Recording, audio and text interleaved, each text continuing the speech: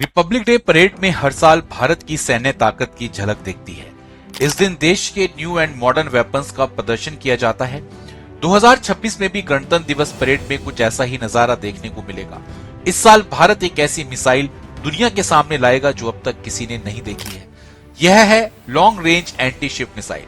भारत के डीआरडीओ द्वारा विकसित एक हाइपरसोनिक ग्लाइड मिसाइल है। 77वें गणतंत्र दिवस के मौके पर इसे दुनिया के सामने लाया जाएगा। यह indigenously developed hypersonic glide vehicle है जो दिखाता है कि मिसाइल टेक्नोलॉजी के क्षेत्र में भारत अब एक बड़ा खिलाड़ी है।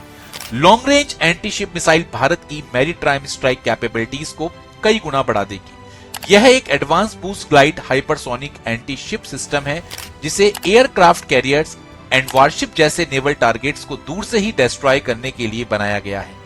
यह एक कैरियर किलिंग वेपन है। ऐसी तकनीकी क्षमता केवल चुनिंदा देशों के पास ही है।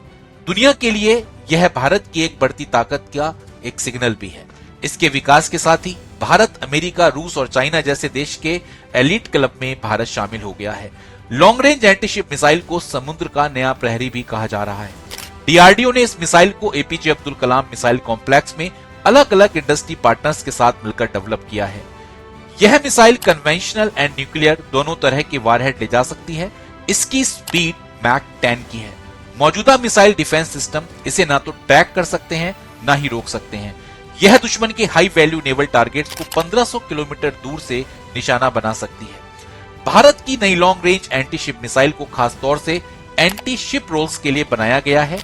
यह advance x band synthetic aperture radar और मोनोपल्स होमिंग सीकर से लैस है। चलते हुए टारगेट पर सटीक निशाना लगाने के लिए यह हवा में पैंतरेबाजी भी कर सकती है और यह अचानक अपना रास्ता बदल सकती है।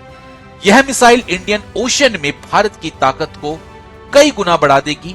यही नहीं, 1500 किलोमीटर दूर से हमला करने की ताकत पाकिस्तान की नेवी के पोर्ट में ही दुबके रहने के लिए मजबूर कर सकती है।